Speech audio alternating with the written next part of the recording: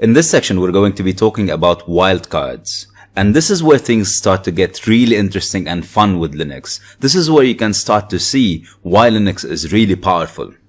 In this section, we're going to be covering what wildcards are, get a good understanding of what the concept is, and see some practical examples. Wildcards, also known as globbing, are characters or strings used for pattern matching. Usually we use those with command line to increase the flexibility of searches or commands that we are issuing. So what does it mean when I say they're characters or strings? Here are some examples. The first is the asterisk character, and it's used to match 0 or all characters. The second is the question mark. It's used to match exactly one character. The third is a bracket, and it's used to match any of the characters enclosed in the bracket. And the last is the escape character, and it's used to escape the above characters. So if, for example, in my search term, I am looking for a bracket, I will precede that with a backslash. Let's see some practical examples. I've created a number of files that we very commonly see when we're doing ethical hacking engagements. Feel free to download these files, or you can create them yourself. These files are empty, they're just created for the purpose of this exercise. What we're looking at here is a number of files that correspond to different network ranges and network addresses.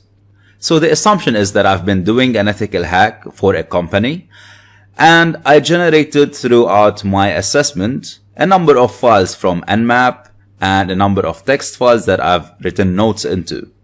As you can see, we have different names and different extensions to these files. So we have files.txt, we have files.gnmap, we have files.nmap, and we're going to see what the difference between these two files are later on. And I have files that end with .odt. The first thing I want to do is I want to back up all these files before I start removing or moving these files around, just in case. And I can do that using the tar command that we saw in the previous exercise. So I'm just going to type tar cf to create a file. The name of the file will be backup.tar space star. This is the first wildcard I'm using. Star, as we've seen before, means match 0 or all characters. So in this case, I'm telling tar to create a tar file and include in it everything in the current directory.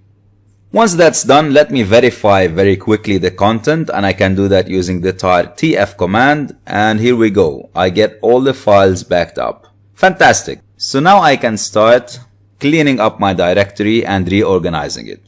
I'm going to create a directory called notes, and I want to move all the notes files into that directory. It's good practice before I delete or I move any file, especially before I delete any files, to do an ls command if I'm using any wildcards. And I do that just to make sure that my command works correctly and I'm not accidentally deleting files that I shouldn't be deleting. So now if I do ls notes, notice that not only the notes files are listed, but also the notes directory that I just created. If I now use the asterisk wildcard and I try to move notes asterisk into the notes directory, the command will attempt to move everything that starts with the word notes followed with whatever. So notes 10, notes 11, including the notes directory. And what that means is that I'll be attempting to move the notes directory into itself. This will generate an error for me. But if you look a little bit closer, you'll see that all the notes files have a hyphen in the middle before the digits. So it's notes-10, notes-11 or -11, notes-12, and so on. So let me see what happens if I do ls notes-star. Excellent. So this command lists all the notes files excluding the notes directories. Now I can safely use my move command, knowing that I'm only going to be moving the files into the notes directory without trying to move the notes directory into itself. And I can do that typing move or mv notes dash star for all the notes files. So this is going to go with notes dash 10.txt and notes 24.odt. So it doesn't matter what the digit is, it doesn't matter what the extension is, and it doesn't matter what follows the notes hyphen. And I hit enter and I do an ls on the notes directory, and here we go. I managed to successfully move all my notes into the notes directory. Excellent. Let me clear the screen and I do ls again. Here's what I want to do now. I want to get rid of all the 10.10.100 files. Here's a scenario. I did a scan on this network and no results were found. So I don't need to be keeping these files. I just want to remove them. The challenging bit here though is that I have 10.10.100.0.txt. And then I have the 10.10.100 without the 0.gnmap, and the third one is .nmap. So what's the simplest way to remove these three files? Again, I'm going to verify my command with ls before I remove anything. Let me try and do ls 10.10.100. Well, that was simple enough. So that listed the three files for me. So now, for that to work with the remove command, I need to add the asterisk to tell the command to look for anything after the 100 dot. I can verify this with ls 10.10.100 dot asterisk, and again that listed out the three files. Perfect. Now all I need to do is replace the ls with rm. Great. I'll clear the screen again and ls. Now here's what I want to do. I want to move all the nmap files into one directory. Remember, I have two different extensions, gnmap and nmap. We'll see how we're going to manage that. First, I want to create a directory called nmap. Once that's done, I'm gonna try and list all the nmap files. I'm gonna try ls asterisk dot nmap.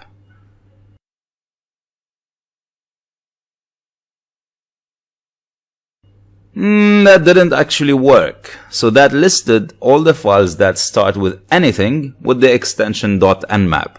But that missed out on the gnmap. What if I do ls*.gnmap? That unfortunately doesn't work either. So it only lists the files with the gnmap extension. That's my challenge now. I want a command that lists both.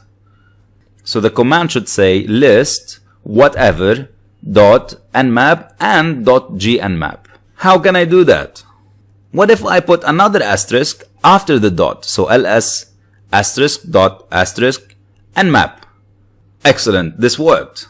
So what this command did is that it listed anything dot anything followed immediately with nmap. So if, for example, I had a file with extension .123456 nmap, that would have been listed as well. So now that my command works, all I need to do again is replace the ls with mv.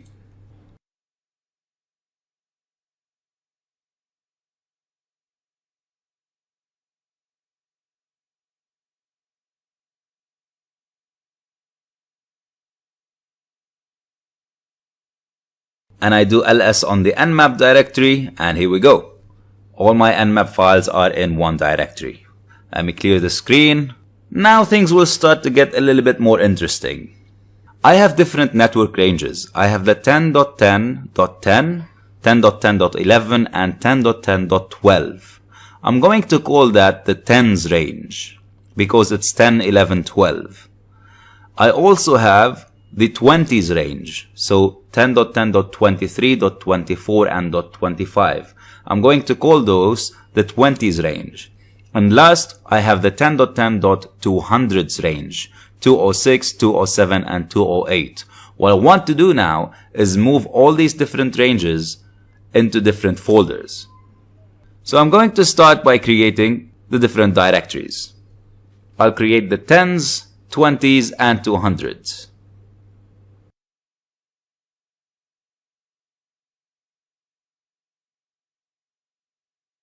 Now let me try the first command. I'm going to do ls10.10.1.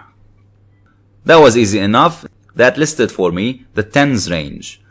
10.10.10.11.12. So now if I do ls10.10.1 asterisk, it should produce the same result. There we go. And all I need to do now is move, change the ls to move, and add the directory name. I list the contents of the directory and all the files are moved. Now, what happens if I try the same thing with the 20s? Let's see. ls10.10.2. Oh, that doesn't look like it's gonna work.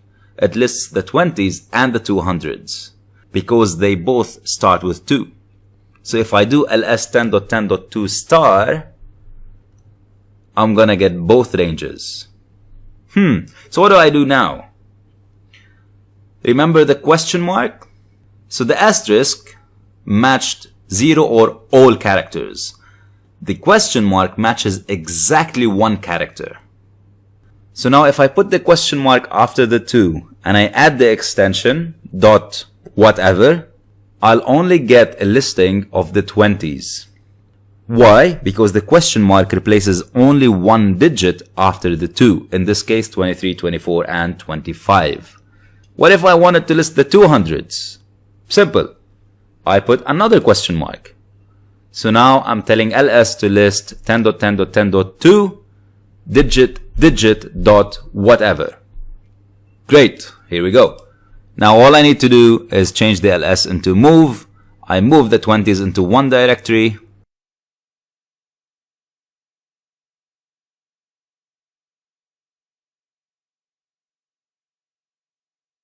And I do ls again. Now all that's left are the 200s. Obviously I could repeat the old command and I can do 2 question marks. But that's not the fastest way to do that. If you look at the contents of the file, all that's left are the text files. And they all start with somedigits.txt. Now because all that's left are the 200s, I know that I want to move all of these into the 200s folder. So the simplest, fastest way to do that is replace the network ranges with a star or asterisk, telling my move command to move everything that ends with a .txt. And I put the folder name and done. I do ls to double check. Good stuff. Here's a quick bonus for you. I'm going to try the tree command.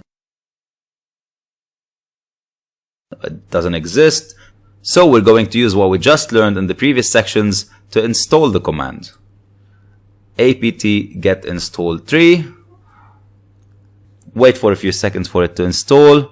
Now if I try again, the command exists. So the tree command shows you the content of any directory in a more graphical organized format.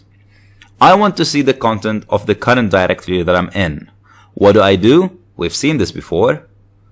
Tree space dot, and it shows me this neat organized output. I can verify that under tens I have the tens range, under 200s same, 20s same, nmap has all the nmap files, and all the .txt nodes and .odt nodes are in my nodes directory.